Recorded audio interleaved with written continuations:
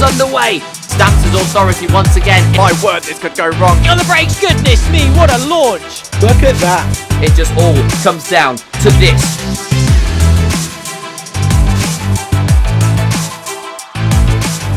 Right then, ladies and gentlemen, we are back for another season. Welcome along to the pre-season, the pre-season show for season number 10 of the Almost Pro Championship. Of course, as per usual, my name's Joseph Black. I'll be taking you through the action throughout the course of this season. It is not Owen Boldero alongside me to kick us off, and most likely not for the rest of the season as well, for reasons that will become very obvious later on. But this season, we are going to be having, of course, the league's owner, the league's founder, Kyle Stewartwood, or Kyle SW even, alongside me, as you've chosen to go by. But yeah, I mean, Kyle, it's exciting times, Season X, as some would reference it. But I mean, just how's it been in the time that we've had off? Yeah, well, look, you've obviously been saying my full name for a while now, so a habit that we can forgive. But yeah, it's been good. You know, obviously we did the big rebrand before season 9, so not a lot needed to be done between 9 and 10. Although anyone watching the stream will see our new animated background, which is the big change going into the broadcast for next season. But no, yeah, not a lot going on. We've obviously had a few drivers come and go, which we'll get to a bit later. And as you mentioned, a bit of a role reversal this season. So I am jumping in co-coms. The reason for that is this lovely flat behind me. It's been great to me, but it's quite a small flat in East London. And I've decided that I'm going to move to a bigger property probably somewhere near you, Joseph. I won't tell everyone where that is, obviously. But yeah, that's the plan. So I've had to make sure the flat is kind of show ready, should we say? Which means I had to get rid of the rig. It was taking up too much space in the flat. So I've decided to jump in on co-coms, and Owen Boldero, which we'll get to a bit later. He will be driving this season, which is very exciting. So yeah, as I say, a bit of a role reversal. It certainly is, and certainly will be. Of course, he talked a lot last year about the abilities of the drivers and all the different things going on, so it'd be good to see him racing. But of course, speaking of last season, and well, we had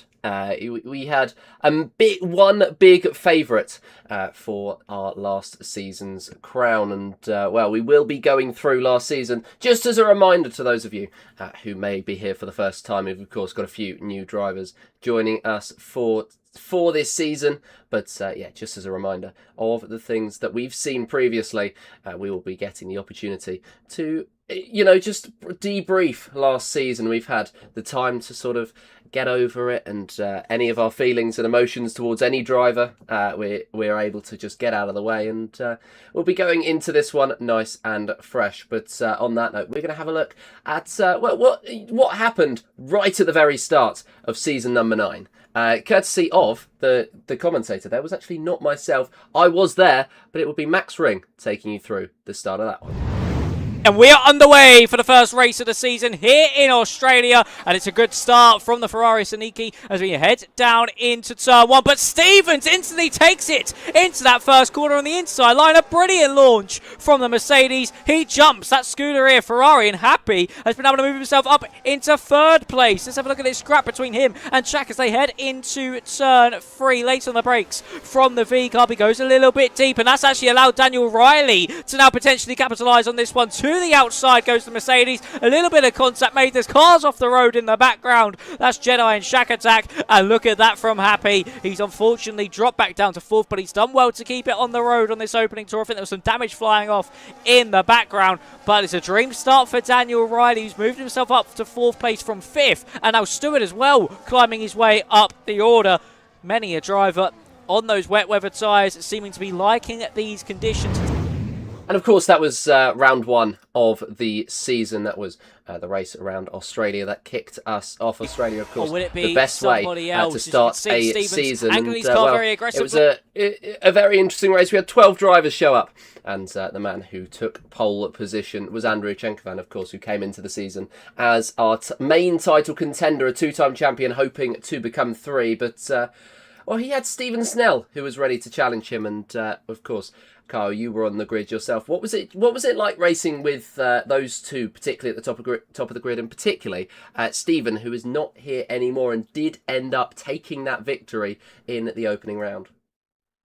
Yeah, I mean, firstly, it's going to be weird talking about or look at clips that I'm in and talking about myself because, yeah, I've done a lot of co-coms recently. It's something I'm really kind of getting into, but I've never obviously had to commentate or even mention a race that I've been in. So very odd. But yeah, as you say, I was on the grid. It wasn't a great start for my team McLaren that race. I finished P10 and my teammate DNF. So not ideal, but yeah, it's great. Obviously, when you see them two fight at the front, Stephen obviously came in as a debut race for him in APC, but he came with a lot of promise. Andrew obviously came in as the reigning champion and wanted to protect that championship. So seeing them two at the front and just kind of obviously I wasn't at the front a lot, so I didn't see a lot of it firsthand. But yeah, no, it was fantastic to see, and it's a great race between them. And as the few races that they did do together at the beginning of the season, it was great. It was great racing and fantastic respect between the two of them. Certainly was, and as we saw, or as I mentioned even, it was Stephen Snell to take the opening round. Benjamin D, who was the V-Cub that we saw in 4th place in qualifying, he took the gamble onto the intermediate tyres, which ended up working out, and he ended up in 2nd place from 4th on the grid, and then Stuart Towers rounded out. A surprising podium for Stuart, who... I mean, he of course came back with a big reputation, a multiple-time champion. He was the first multiple-time champion and was the only multiple-time champion before Andrea decided to show up and steal his records. But he was just... It was a good return for him. And, well, he will not be here racing, of course, this season. But, I mean, it was good to see him back, wasn't it?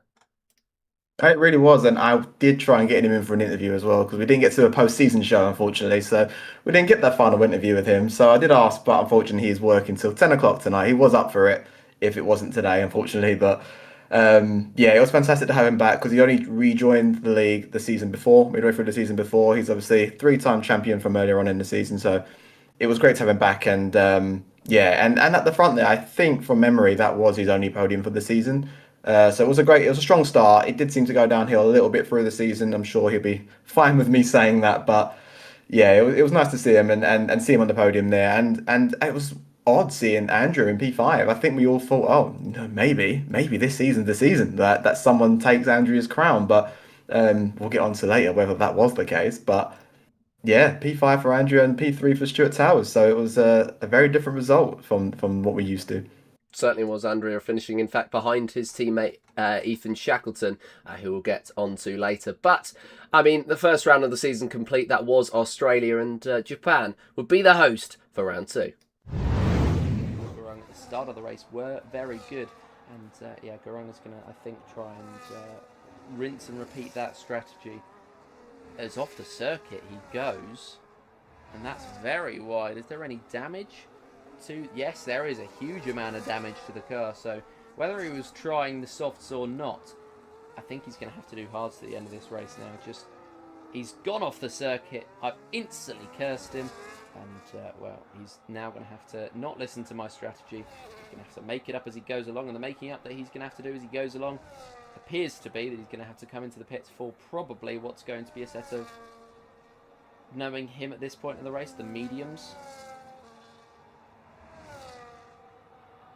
But yeah, we'll have to wait and see, because surely he's going to have to come into the pits. With that level of damage, you'd expect it.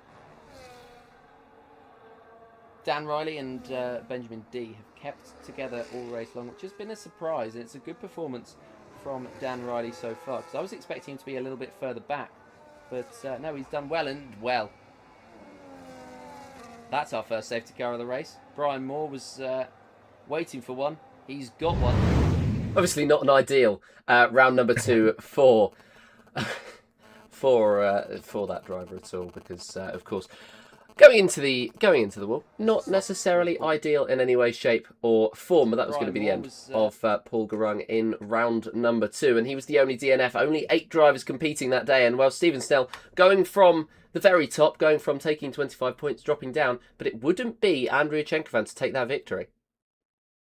No, I mean, yeah, unfortunate from Paul Gurung there. I mean, I think he finished outside the points, or yeah, in Australia as well. So it wasn't a great start to the season for the guy who had podiums the season before. So yeah, not great. But yeah, Ethan Shackleton, he emerged as a very early contender for the championship, and he took the championship lead after that. So with Benjamin D as well, having taken 2 podiums, he also had second in the championship. So yeah, it was looking like this season was going to be a spicy one, with Andrea not even at this point, not even fighting for the championship lead. and Benjamin D and Ethan looking like they're gonna potentially run away with it because they were being very consistent. But yeah, I mean, Paul Garang, of course, hope to come back later in the season, and we'll see shortly if he does. Of course, and well, Ethan, of course, the closest contender to Andrea for his season 8 crown, and he saw that fizzle out pretty quickly as he noticed that he wasn't quite as close to Andrea. But a new game, and it might be a new dawn for Ethan right there. And then, of course, as you say, Benjamin D on that podium, both you and Connor picking up points for the first time that season. Round 3 then took us to Bahrain, and well, it took us back to the spoils of round 1 with Stephen Snell on the top of the field and Andrei Chenkovan heading home in second place, a result that we expected to see multiple times that season. Ethan Shackleton also taking third place, another one that we expected to see multiple times. Luca Serafini started sort of, well, he seemed to be pretty quick with his he made a new change at the start of the season. He picked up points in round one of the season, didn't race in round 2. He'd started the season pretty decently pace wise, but of course switching to no assists is never easy. No, no. I mean, I've never been no assist personally. I've been medium assists, and I used to be kind of good at it actually. It was ABS off, traction control medium, and I was good at one point. And I don't know what happened. I turned the traction control back on last season, 2 seasons ago, because I just forgot how to do it for some reason. It was very odd, very annoying. But yeah, it wasn't easy, and I think we saw a run of poor results following that race, which I think, especially yourself and Owen, put down in commentary, down to the fact that that the assist being off and just struggled to adapt to him. Not sure if he put them on later or we just learned to race with them, but yeah, it wasn't a good run of results following that. I believe there was a couple of rounds he did choose to turn them back on whenever he wasn't comfortable. He would put them back on. But well, race 3 a little bit better for Paul Garung as well, of course, after that crash and finishing outside of the points in round 1. He ended up 5th place, taking 3rd in qualifying. But it was a pretty surprising driver in the top 3, and in particular on pole position, Stephen Snell in 2nd place. And it was Dan Riley taking that pole position. Well, he had a pretty up and down season. It was. He showed a lot of flashes of pace. I think as we go through the races, we'll see that his pace was very much there. He wasn't always very consistent in the race. Sometimes he'd fall back quite early. In other races, he was fighting for the possible win. So it's very up and down. But yeah, it was great to see the pole position. I think he deserved it. He improved a lot over the off season. The season before he was really good, but he was fighting me for a position the season before. So to go from that to fighting with the top boys, I put myself down as a midfield racer last season. So to go from where I am to fighting the top boys, really showed that Dan really put the effort in and really tried hard in the off season to get better and just get faster. Yeah, it certainly did. That was the Bahrain race, and Stephen Snell, of course, headed back on top. Round 4 would be the next one that we ended up heading to, and we headed to it with Stephen Snell back on top of the championship. But that was not the way that the race went as well, because that would be Stephen Snell not racing, which provided an opportunity for a lot of other drivers, and the same driver who we expected to be on top, Andrei Chenkovan, would come home in a dominant fashion, 20 seconds ahead of a new debutant. It was Bert Welly's first race in the league. Yeah, I mean, it's important to obviously note that at Bahrain it was a penalty that put Andrea behind. He actually finished ahead on track, but an unusual penalty. I can't speak. An unusual penalty put him behind at the line. It was speed in the pit lane, if I remember correctly. So so actually finally get that win and be able to keep that win at the next race. Obviously, I'm sure he was extremely pleased by that. Obviously, he had a lot of work to do in the championship. Stephen being there and Ethan being there, he's got a lot of work to kind of take that championship lead back. But as you say, Bert Welly came in. I think it was a friend of Jack Weaver's, one of our racers from last season. Brought him in and performed very well from the outset. I think he had a good chance of winning that one as well. So he was there. He brought the pace, and it looked good for that. There'll be another contender for Andrea. So we all had our fingers crossed because we all want a title battle. Certainly do, and well, of course, as you mentioned, Jack Weaver, he ended up 4th place in that race. Stuart Towers picking up his 2nd podium of the season, his 2nd surprise podium. He seemed to be rather consistent with the way that his pace was, if it was never ever flashy. We did have a bit of controversy though in the qualifying session, and Dan Riley and your teammate came together. Final runs are about to begin. Stuart Towers will be the first one to do so. He found 4/10 on his previous lap time, taking him up to a 15.8 as lots of cars coming out of the pits, and that's actually contact coming out of the pits. It wasn't Burt, but it was Daniel Riley. Riley has made contact with one of the McLarens. I think that might be a wheel issue there, and is it for... It's for Connor. So I'm not sure what's happened for Connor here, but he's made contact with Dan Riley, and as they were coming out of the pits, so potentially a wheel issue?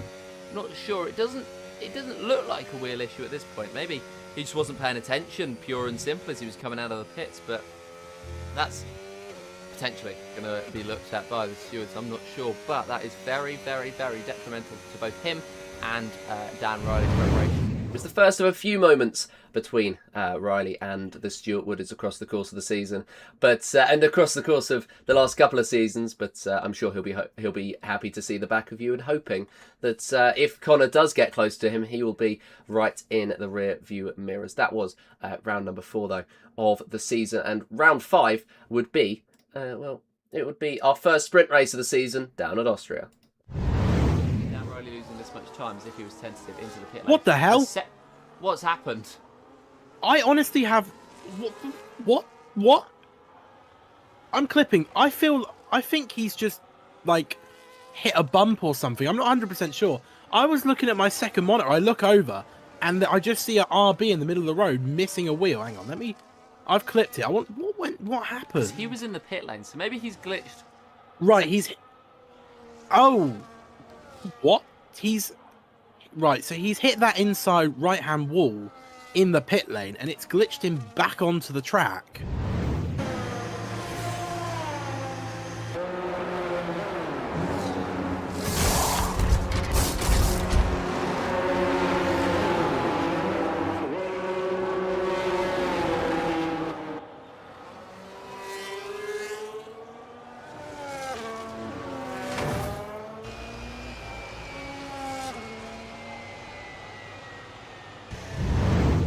And of course, a little bit more of a problem for another driver who seems to have, it's another problem in the pit lane, and that one was for Luca Serafini, an unfortunate crash for himself as he ended up in the pit lane, and then suddenly he appeared outside of the pit lane. And it's just the things EA can throw at you sometimes. Serafini, who of course was not having the most consistent season, he was struggling a little bit. EA not exactly helping there. No, I mean, Owen's commentary there said it best, didn't it? When he kind of was just a bit surprised.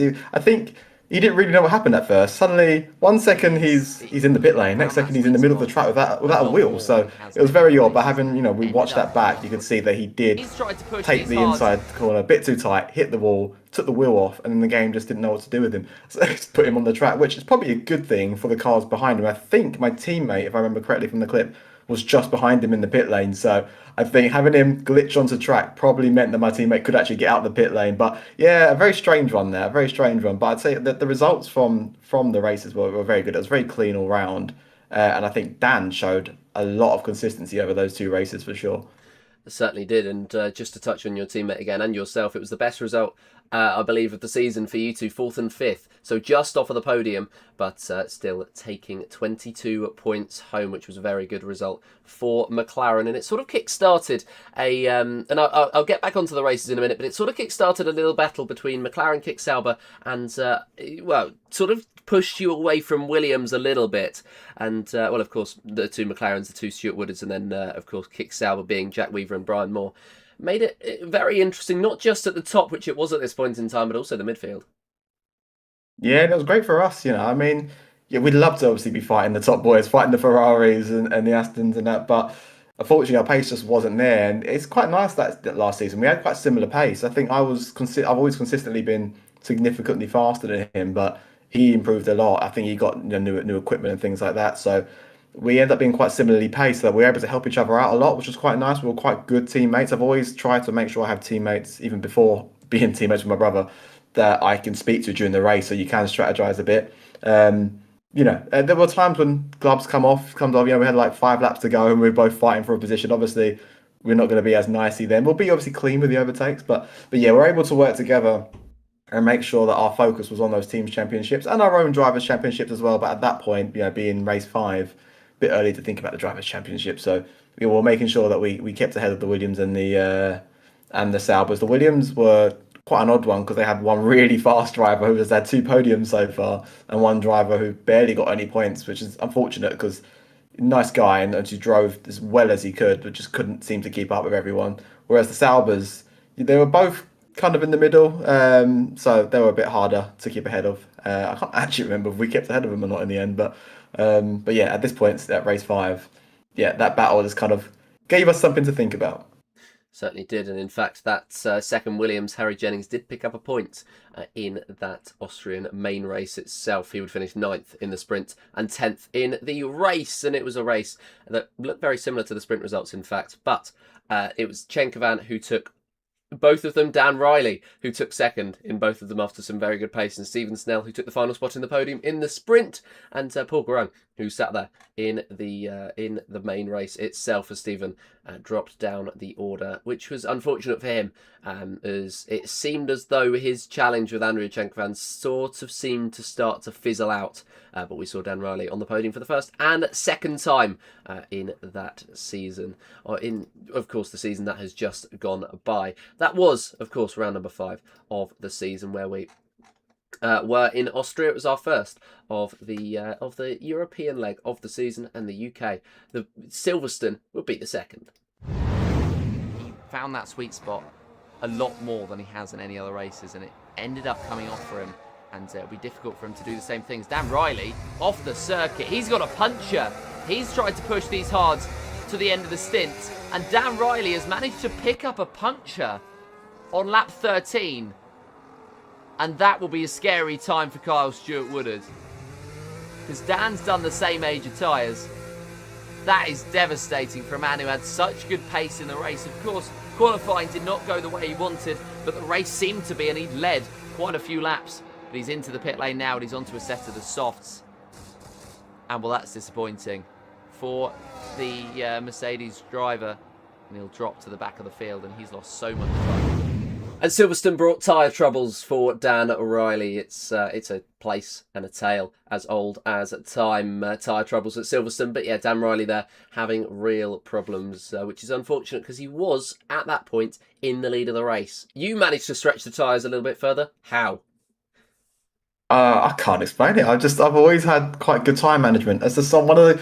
I might not have the pace, but I have the time management in the races, which I don't know which I prefer really. But yeah, I think he was lucky to be right at the pit entry, so he was able to go straight in. But yeah, I had the same age tyres. I think I went an extra sort of 4 laps after that. I managed to one-stop that race, which I remember in commentary. Yourselves didn't think I could do. I think you were on board with me going, oh, he's going to box now, and he didn't. Yeah, it's just one of the skills that I managed to have, which I guess I need something, don't I? If I'm not going to win the races, I need something to better hold on to and say, well, at least I'm the best at this. But yeah, Dan was one, and we saw it throughout the season, who would like to really try to push tyres as long as he could. He would always try and go for those one sort of strategies, and sometimes like that time, it just doesn't pay off for him sometimes. So that was a shame, but as I say, he was lucky where he was when it happened. He didn't have to do a full lap because that would have completely ruined his race. But as you say, he was in the lead, so not to say he would have kept the lead, because I think he was on different strategy. I think the cars behind had boxed, but he was on for a good position. You know, he had the 2 podiums in the last race. I think in the sprint at Austria as well. I think he started towards the back because it was reverse grid. I was in the lead at one point, and he got past me and just disappeared. It was he had great pace. So yeah, he was on for another good result. So it was a shame that happened to him at Silverstone.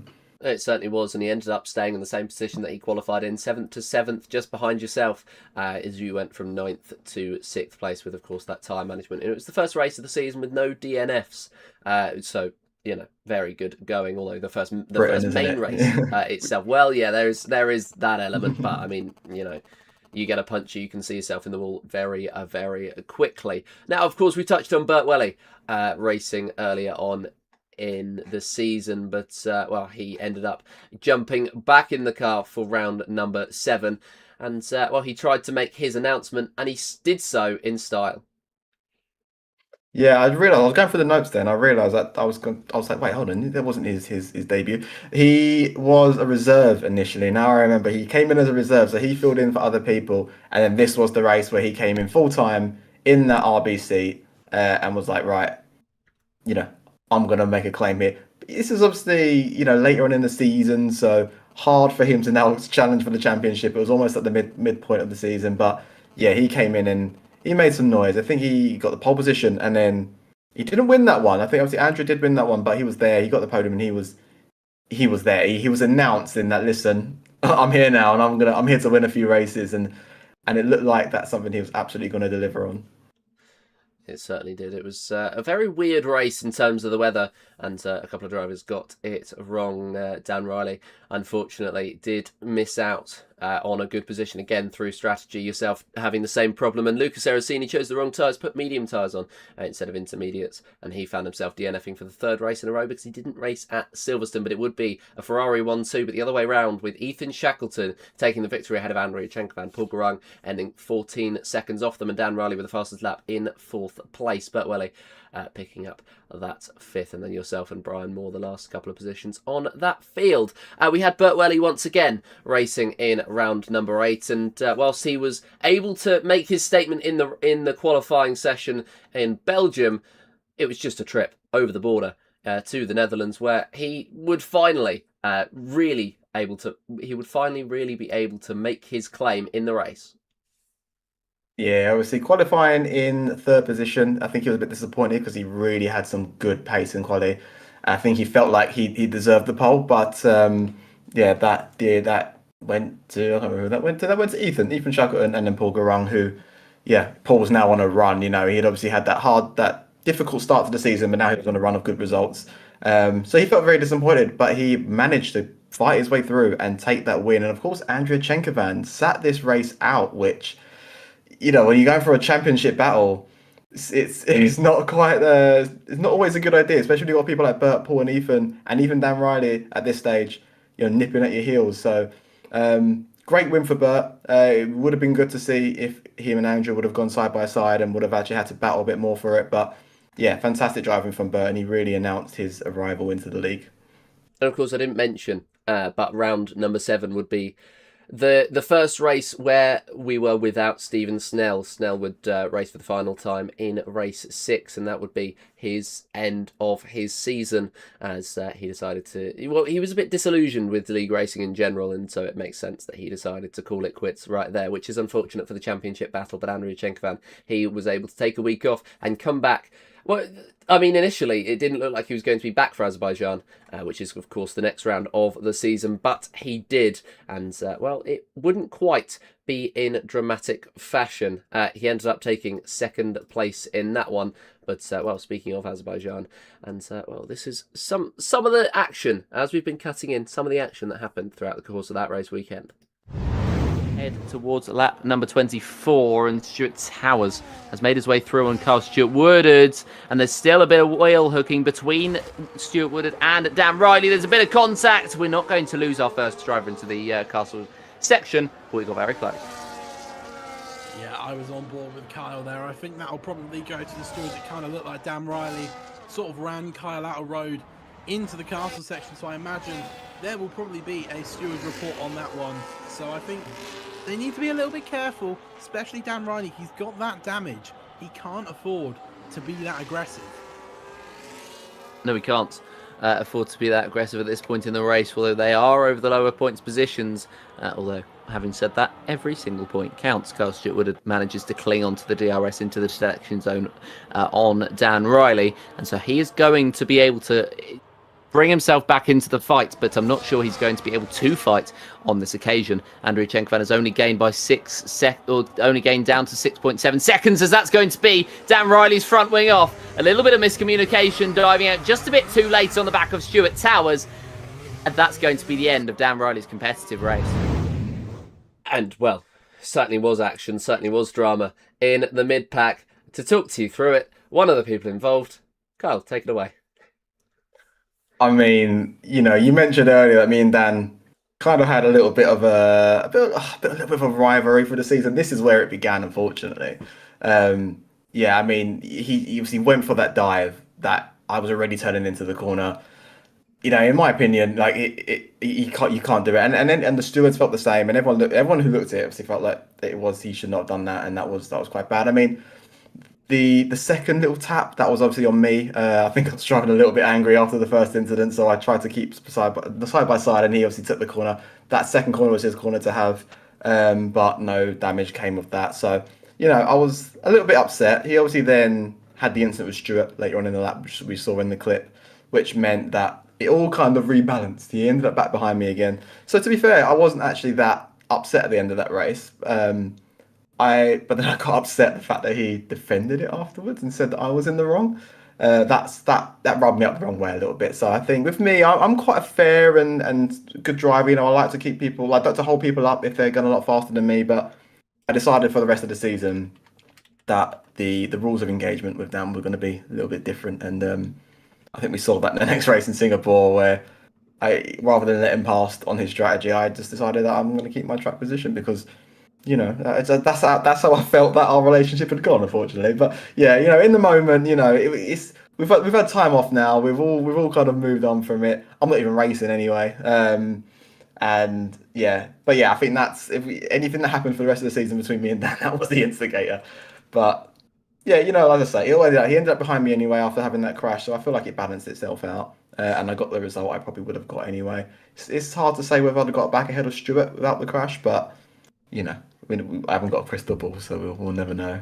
Yeah, in the end, it was 6th place for yourself, 7th for Dan, and 5th for Stewart, 3/10 ahead of you. But at the top of the field, it would be Paul Garung who would take victory from pole position. Very good result from himself, and he ended up 1.71 seconds ahead of Andriy Chenkovan in second place. But the Aston Martin, who was the sole Aston Martin at this point in the season, really doing well to represent the outfit right there. And, well, did very well, and would do very similar the next race. He'd be very, very, very consistent throughout the course of the season, and he would just be there in case anything did happen to the leaders. And race 10 would be a very similar situation. Andriy Chenkovan taking the victory in the sprint race. Luca Seracini ending up being the beneficiary of a reverse grid and sitting on the podium for the first time in the season in the sprint in second place. And Paul Garung climbing up from 10th to 7th, to 3rd even, climbing up 7 places is what I was going to see. Jack Weaver DNFing from the sprint race and DNFing for the main race himself. So it wasn't very good, but it was good for, as I mentioned, Paul Garung and a brand new driver to the scene, Ollie Matthews. Yeah, another one, just like Bert, who came in with a bang and was absolutely just there, like I'm gonna race it, I'm gonna win everything. Again, too late, unfortunately, to fight for a championship, but it's always great when we see drivers come in like that. Clean drivers as well, clean, fast drivers who just really, you know, show the top boys that they're not the fastest in the world. They're there to challenge, and it was great to see. I can't remember the results off my head, but I remember he did quite well, and. Yeah, the sprint. Yeah, it was another interesting one. Myself and Dan, I think we came together in both races again.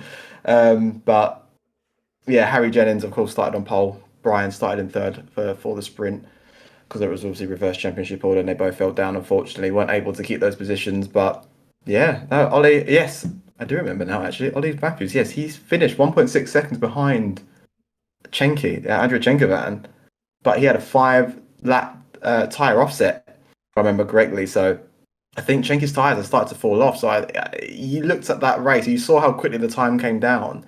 Another 2 laps maybe, I think Ollie would have been in front and won on debut. So again, we'll never know. But yeah, it was great to see with that strong P2.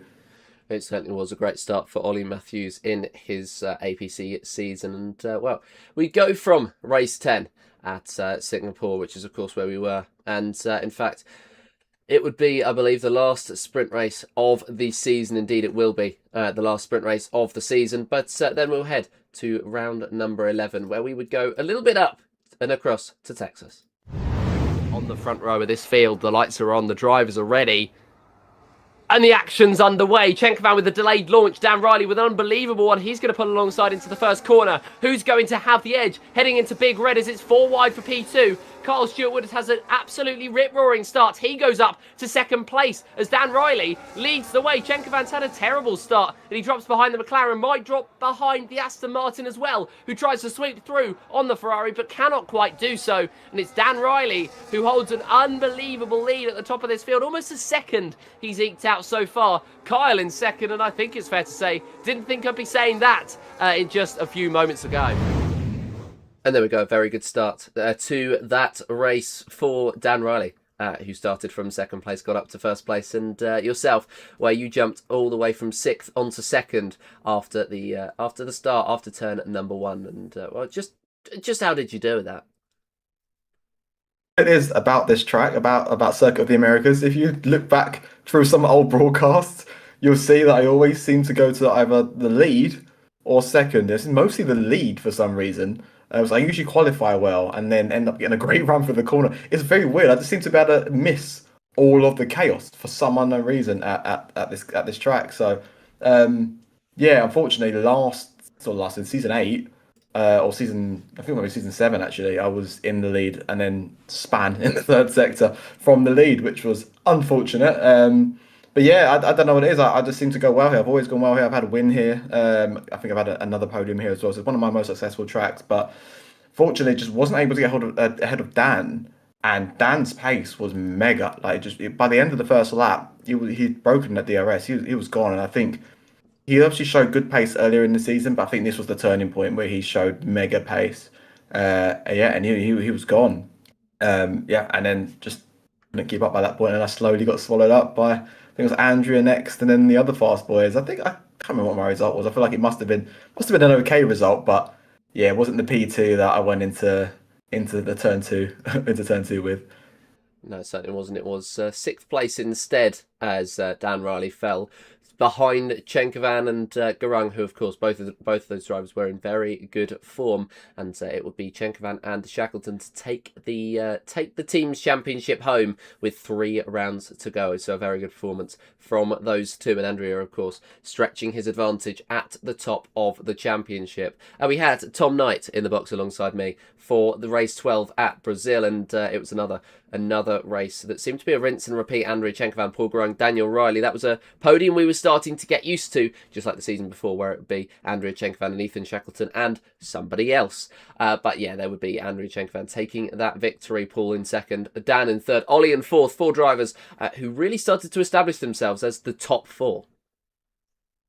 Yeah, no, for sure. And actually, I think this was the race, if I remember correctly, that Andrea took the Drivers' Championship, which, yeah, I mean, with 2 races left to go, I mean, that's crazy, boys. You think they wasn't even on the podium in the first race. But, yeah, those 4 were really emerging as the lead for the rest of the season. Dan really, worked hard to get himself in there and was showing great pace. And, despite our rivalry, I couldn't deny that this guy was doing absolutely amazing, and I was absolutely winning him. So yeah, it was good to see, and a battle for sort of second, third in the championship. Now, obviously, now the championship win had been sewn up.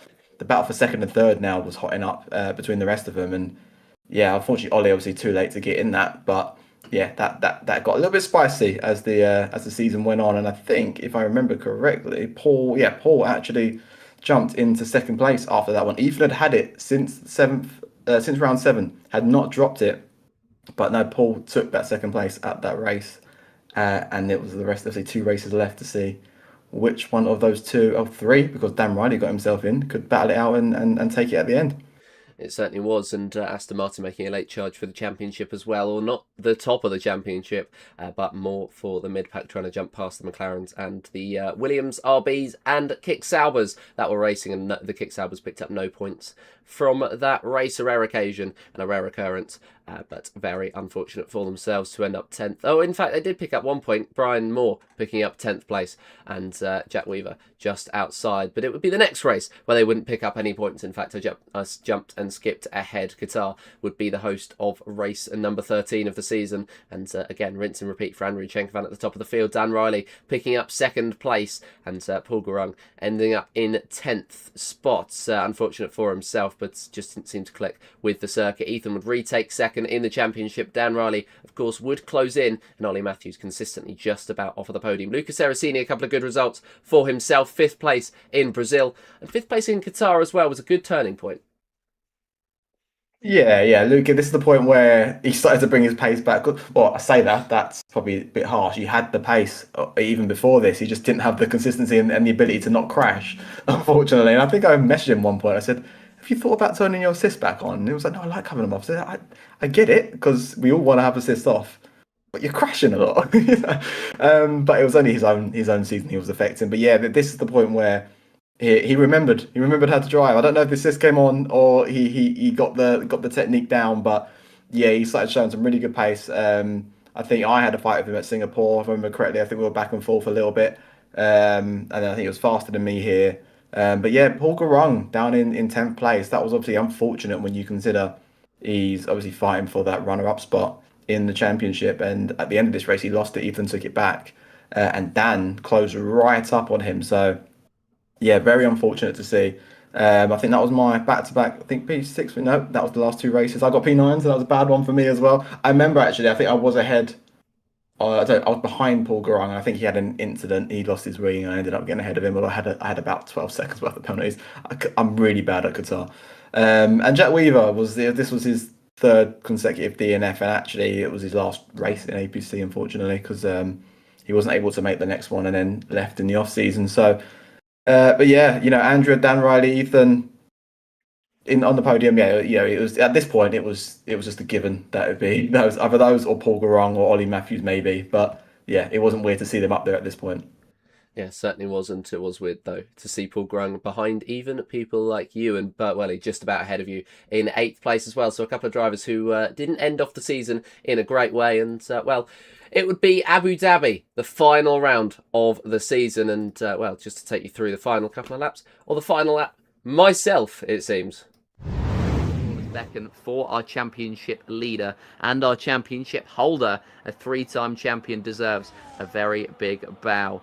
He was challenged at the start of this race, but just like every race this season, he warded them off, he batted them off without even batting an eyelid. And ever since then, he's just been absolutely dominant, flying away from everybody else. And he's only got one more corner to go to end off his season. Andriy Chenkovan, we said it 3 weeks ago, we'll say it again, he is champion of the Almost Pro Championship, and he rounds off his season with a victory lap in style. Dan Riley has only just entered the final sector, but he's done well all in himself to pick up a 2nd place, and the Mercedes doing a very good job to pick up a podium on the final round of the season.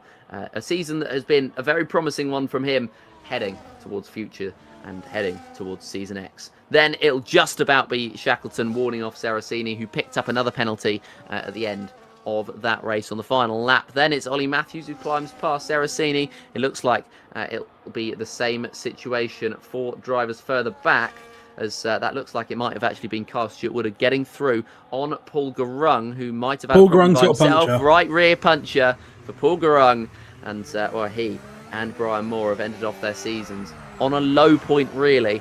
And, Paul Garung, I mean, that race has just gone from bad to worse for him. But, again, pace promises for Season 10, and that's what he should be taking out of this race, rather than anything about his puncher. And he's actually going to try and reverse to the line, because he's got more grip on those front tyres than those rears.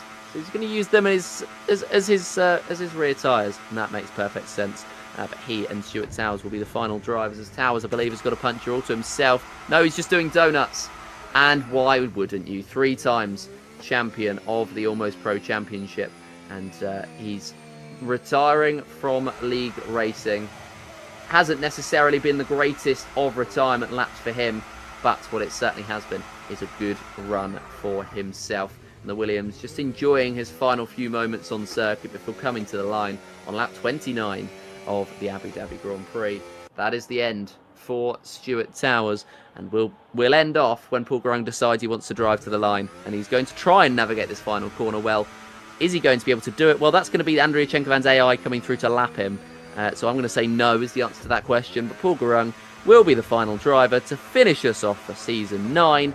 And, well, that was a very interesting way to finish off our season.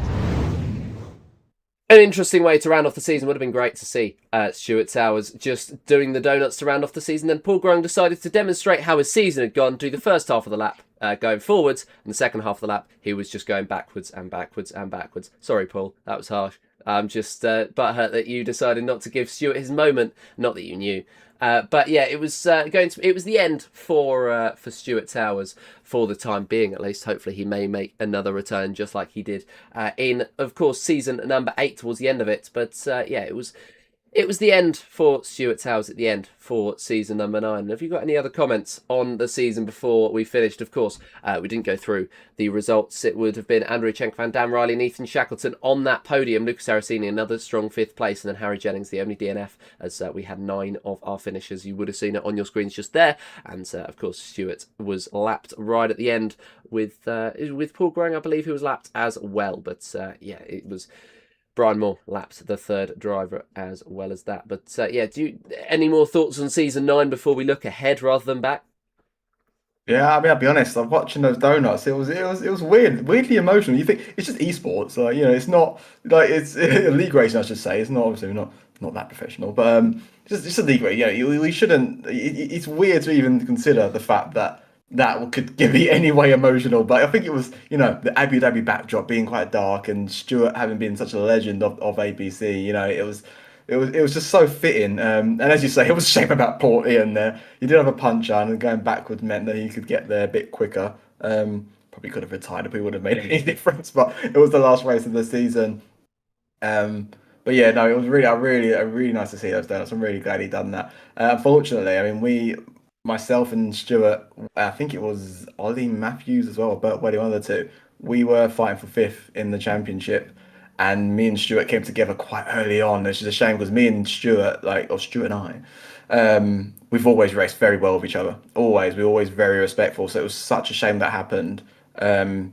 We did both agree it was a racing incident, but yeah, it kind of meant that he wasn't able to challenge me in the end. It was basically whoever finished ahead got the position. It was 1 point in it, so he wasn't able to challenge me, unfortunately, which means I did get that position, which was great, but it felt a bit bittersweet as it was after an incident. Paul Garung, as we saw, backwards across the line, meant that he didn't get a good result, and Dan Riley was able to take that 3rd spot in the championship as well, and it sealed Ethan in that runner-up spot, which I think, from my memory, it's maybe the 4th season in a row that Ethan's finished in the runner-up spot, so you'd be hoping to be the bride in season 10 and not the bridesmaid, but yeah, it was a great season. It was great all round. A lot happened, a lot of stories, a lot of new people. You know, people like Ollie Matthews and Bert Wells, who joined in the season, did really well, and they're both remaining with us for season 10. So that's exciting to see because now they'll both get to contest the 4th season, which I'm very, very excited for. But yeah, commentary was great. It was obviously yourself and Owen. Obviously we had Tom Knight and Max Ring cover a couple of them, which was great, and they were both fantastic as well. So yeah, it was a fun season.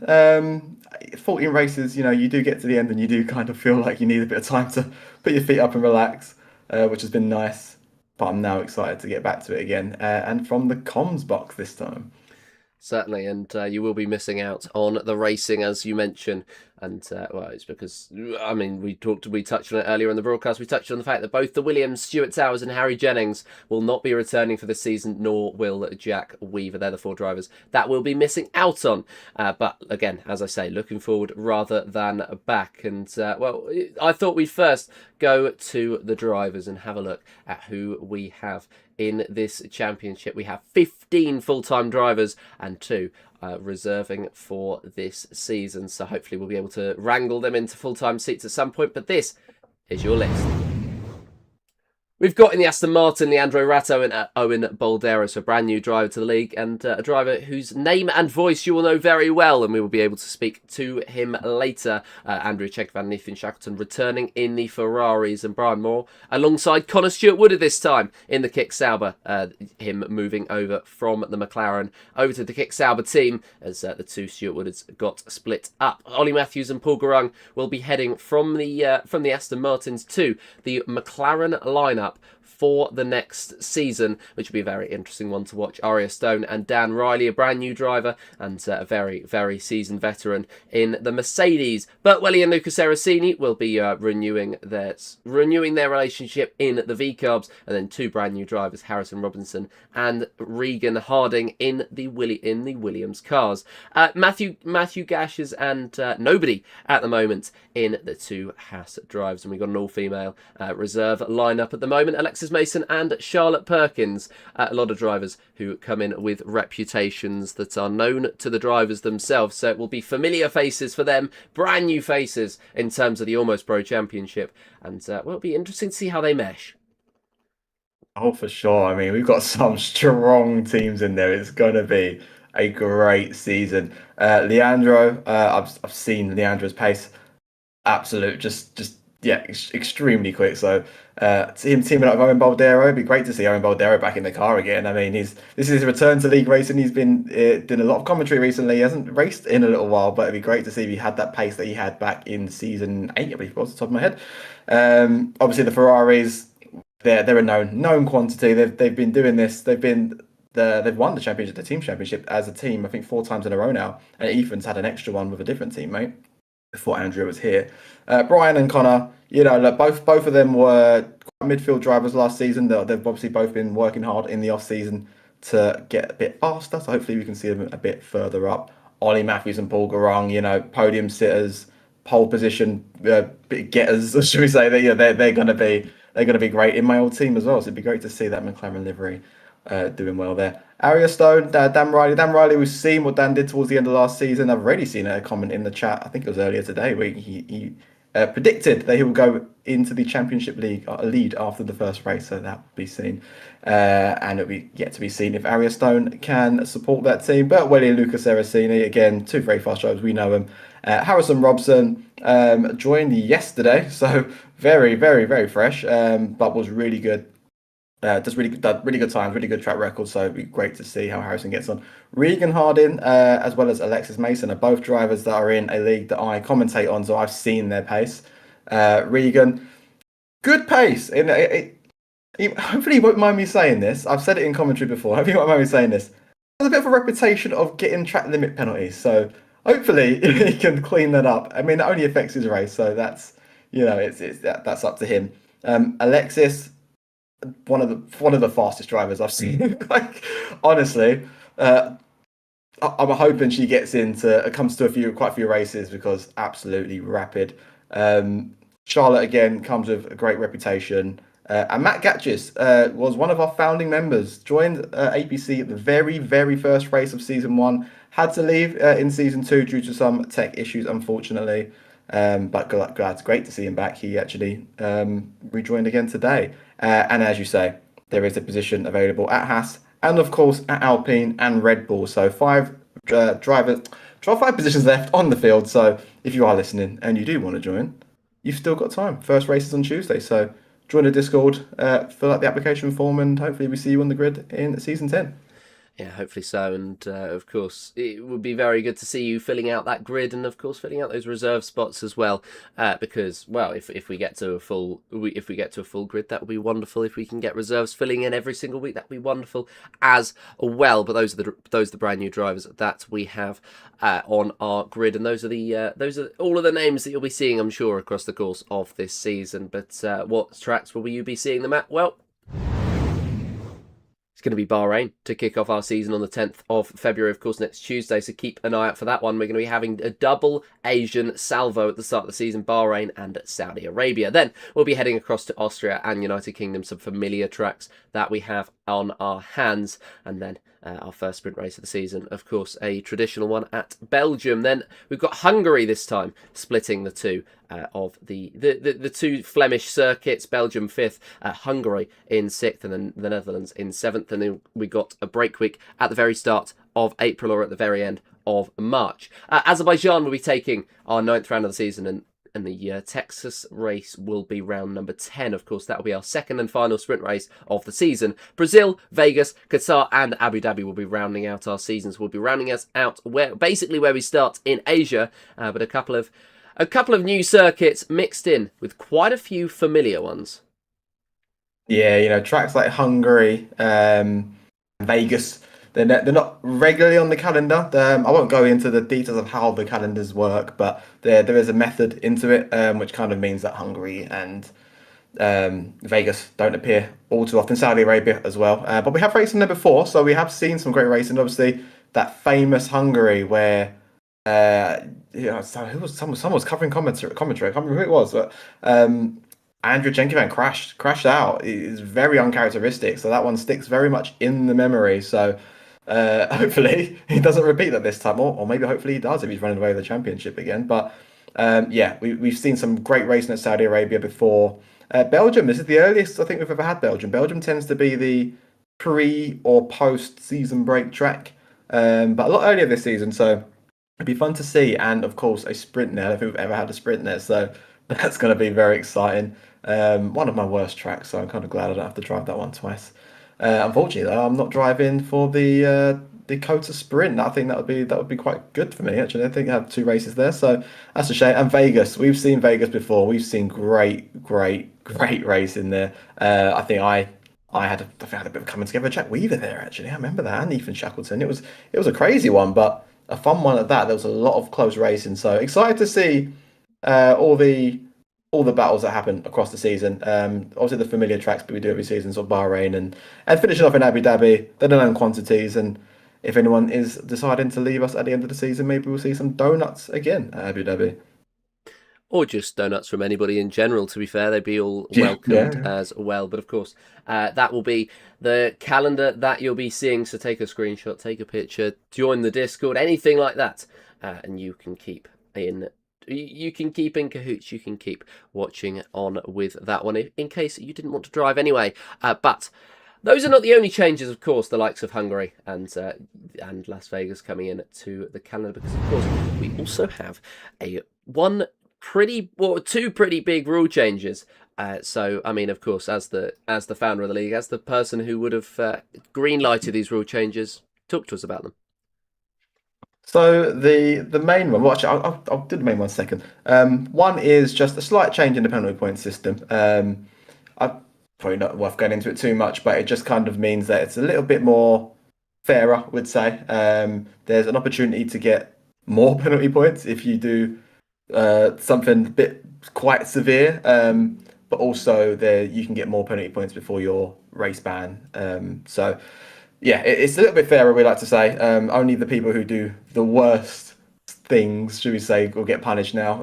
Some of the minor things will you'll still get your penalty points, but they won't be as dramatic in terms of bans. But the big one, I guess, is the safety car. So a few seasons ago, we made the decision to change the safety car setting in the game to reduced, which means you only get safety cars during some of the bigger things. I mean, the game, it's EA. They decide when these safety cars come out. Sometimes they don't really make any sense, but as the seasons have gone on, the driving standards have become really, really good. All of our drivers now are fantastic. So we didn't really see a lot of safety cars last season. I feel like we rarely saw them. So the drivers all voted to turn the safety car setting back to standard, so that we do see a couple more. Obviously, if the races are clean and no one crashes, we still won't see them. But we may see them slightly more frequently now, which will throw a spanner when it comes to the strategy. It means, you can try and hold out a bit longer on those tyres. It's something that, myself and Dan were known for doing last season, and hope for that safety car. But yeah, that's the big one that you will actually notice while watching the races. Yeah, hopefully. We'll get them spicing up the more boring races, and hopefully we'll be able to avoid them in the majority of things. But we We have now spoken, of course, about the changes in the season and everything, of course, happening throughout the course of the season. And now we can get the perspectives not only of a former driver, which I'm sure will be odd for you to hear, but not only from a former driver and somebody who last raced in a league, probably back on F1 22, back to the drivers who are ready to contest the season, ready to practice, and have likely already started practicing their calendars. We're going to bring in Owen Boldero, of course, our former commentator, alongside me, and Ollie Matthews as well, who, of course, could have been on a late charge to second place in the championship. May well be hoping for that. Or, Ollie, hoping for a little bit more than second place this time around? I think so. I have just been looking over my season results. I think I did 5 races and got 4 P4s. So I'm hoping to be on the podium a little bit more than that, but it shows that I'm consistent. I do loads of league racing in my spare time, so I'm well practiced, and I think if I just do just as much, I think I can challenge for a title, whether that is the constructors with Paul or the drivers myself. It'll be interesting to see what the others can bring. Yeah, certainly will be interesting for to see what everyone else can bring, to see what yourself can bring as well. And well, I mean, just in terms of that calendar that I mentioned a couple of minutes ago, that we had a look at. Of course, there's quite a few similar tracks to last season where you performed pretty well. There's a couple of new ones. Just how are you feeling about that in general? Honestly, it's some of my weaker tracks, but I still have faith. I go into the mindset that anything can happen in races, and with safety cars now being slightly increased, and there's always the chance for alternative strategies, and I quite like doing alternative strategies and being a bit more bold with how I do things. So it's going to be impossible to say until the lights go out next week, and it's whoever's. Could be anyone's game.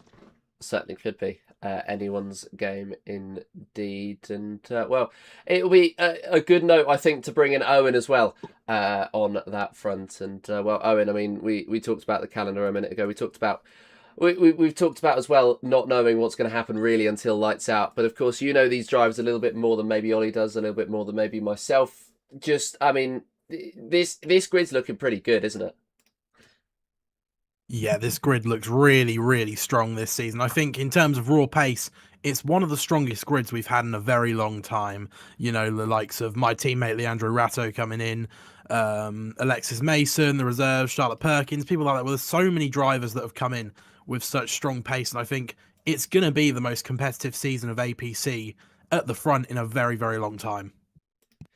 It certainly should be. It certainly should be looking very, very good. Who are your eyes on, though, out of all of the new drivers? Who do you think is going to be the one, it's going to be the one to take it to Chenkovan?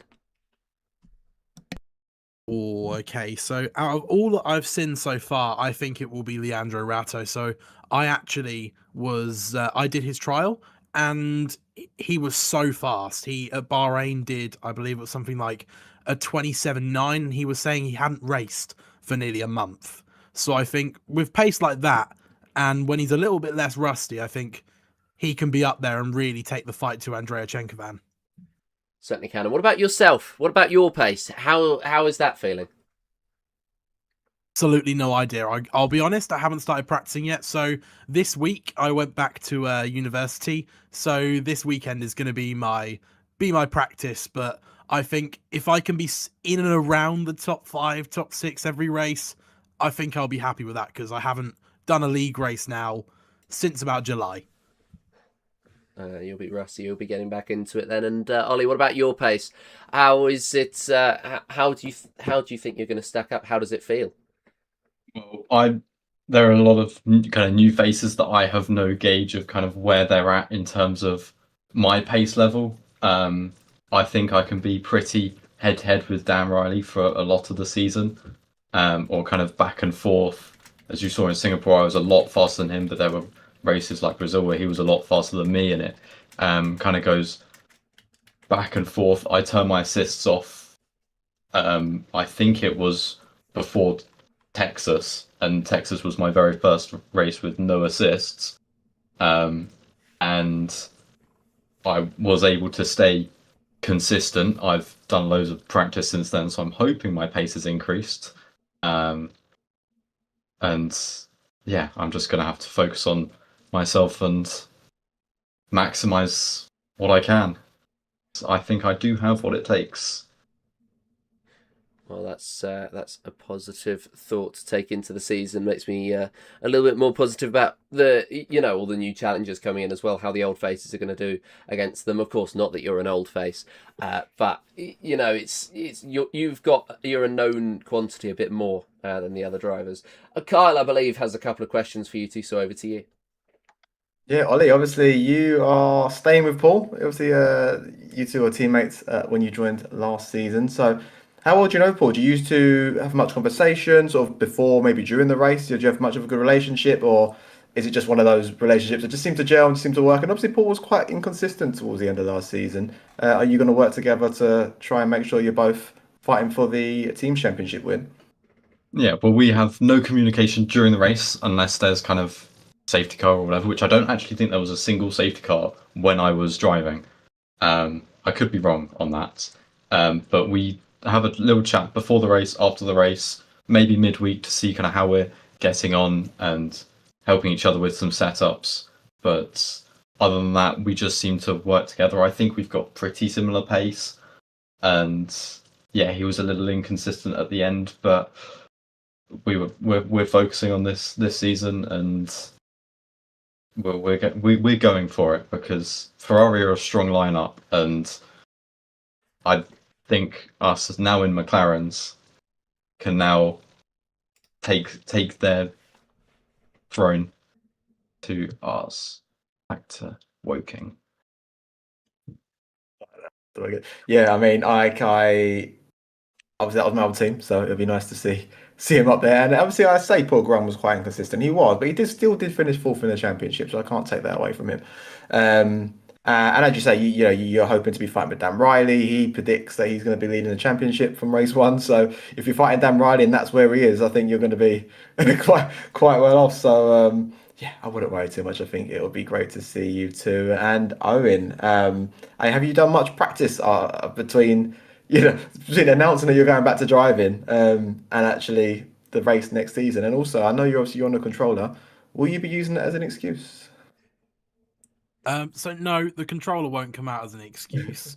But I've done a little bit, but like not a major amount. As I said a few minutes ago, this weekend is going to be my practice time where, I get sort of my setup worked out, strategies, things like that, because as I said, I went back to university recently, so I've not quite had the time to practice, but I will definitely practice this weekend, and I'm not really sure what to expect. As I said, I'm going to be dusting off the cobwebs a little bit. Yeah, I think it's going to be very exciting for Joseph and I to actually see where you are, because I think we don't have a gauge. So it's going to be, obviously, when you were here in season 6, I correct myself earlier when I said 8, season 6, you were at the front, you were rapid. There was a clip, I remember that, when you go into a wall. I think Joseph actually showed it at one point when we went into Brazil in the race. So yeah, you made your mark, shall we say, but it's going to be fun to see. And obviously, anyone who's listening is a bit confused by the whole controller thing.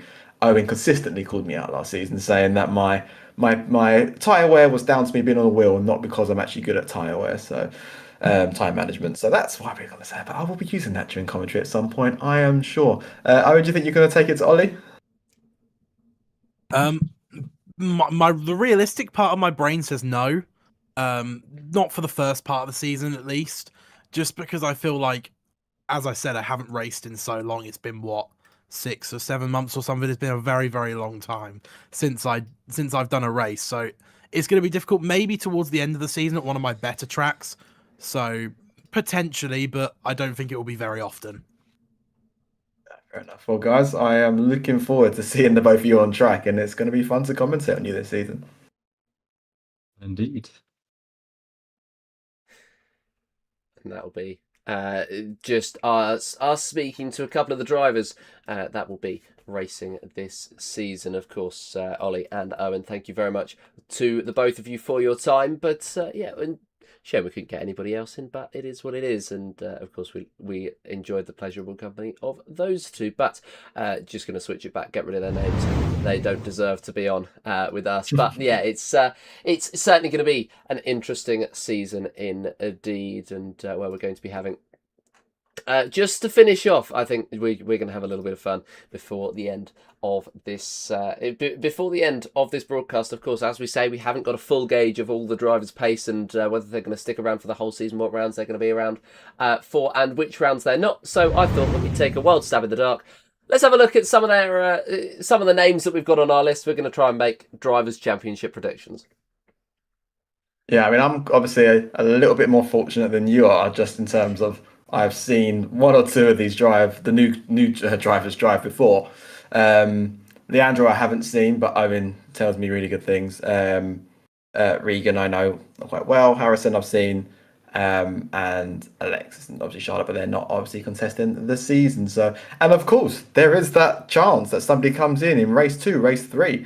There's actually a trial scheduled for Monday, so somebody could come in and actually be faster than all the people that we predict on. But I think, this is on stream. We can't take it back. So, yeah, I think that if I start with the teams, team championship, I think it would be silly to not say Ferrari are going to win it for the 5th consecutive time, as long as they both stay in the league. I mean, McLaren, I think, probably going to fight for it. And I think it's going to go down quite far into the season. But if I have to put my money in it right now, I'm going to say that Ferrari are just going to take it over McLaren. Yeah, it's looking like it's looking like it's going to be a situation like that with those drivers. I think that if Owen's opinion on Leandro is anything to go by, then I think Aston Martin could be quite a strong contender as well. If Owen could drag himself up to any decent positions as well. We saw a couple of drivers improving throughout the course of the season. Of course, he'll be rusty at this point in time, but hopefully later on he'll be able to climb up there. But I think those are the 3 teams that we'll be looking at. Although if Dan Riley has continued the way he did throughout the course of the last season, the improvement that he made between the 2 games, I think he could be in a very, very strong position as well. But I think you're right. I think it might be Ferrari shooting for another Constructors' Championship, which would be massive to see. But it'll be very good to see these drivers contesting throughout the course of this season. I think it'll be very close as well between the V-Carbs and the Kick Saubers if Brian and Connor have improved as much as you say they may well have done. Although, based on the pace from the end of last season, at least from Luca Seracini's perspective, V-Carb could be one of the teams to look out for the season. And of course, Haas only one driver at the moment. If they pick up another one, they could be another one to watch as well. Paul Garone did very well to drag the Aston Martin up at points last season when he was the only one driving, and then he found somebody else in Ollie who was able to drag the car up there with him. And of course, the 2 reserves, if they do become full-time drivers, fully fledged drivers. I know that Charlotte Perkins at least comes with a very strong reputation. Podiums in, or at least a podium in the main season of W1 is a very, very, very strong result looking at the performances and the quality of that grid. But it's a very good season. I cannot wait to get that underway, of course. With drivers. Leandro for the drivers, though, for me. I know it sounds weird if Ferrari are going to win the teams, but I do think Leandro is going to take the drivers. I'm not sure if you're feeling the same. I mean, Alexis, if Alexis was driving full time, I would have put it on Alexis. But I genuinely think Leandro will take the drivers and Ferrari will take the teams. Although I have just seen pop up in the very bottom right-hand side of my screen that Stadebody 989 Owen Baldero has just opened F1 25. So someone's going to get the practice in. But who would you take for the Drivers' Championship? I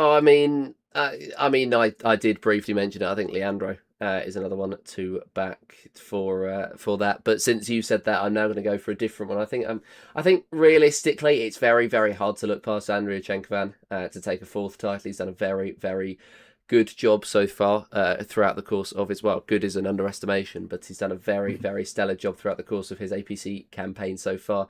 And I wouldn't be surprised to see it continue. Yeah, I mean, I you know, I'm not going to sit here and say that's a bad prediction because that obviously isn't. And there's there's a part of the back of my head that says that Common Cut is obviously going to be Andrea, but I do think it could be Andrea. I genuinely think I've not actually seen him drive, but he messaged me as well before his trial and said, I've not driven in a while. Like I'm a bit rusty right now. And then boom was like, oh, it was ridiculous. Like it was so fast. So yeah, I think, yeah. And obviously, as I say, with Alexis, if Alexis was driving full time, I've seen her drive. I've commentated on races that she's driven in, and it's unbelievable. Like it's the pace is crazy. So this is going to be one of the most exciting seasons yet. Yeah, it certainly will be. And well, we've done all the ifing, we've done all the butting, we've done all the maybeing, but we will be getting down to action next Tuesday. So make sure to stick around if you would like to take part, if you would like to interact with the community as well. There is a link in the bio and a link in this video, in fact, to the Discord. So feel free to join that, to join us along, and to be there for the season to come. But from myself, from Kyle, thank you very much to those of you who tuned in today. I believe we've got 6 of you in the stream right now. And until next time, or until Tuesday even, goodbye.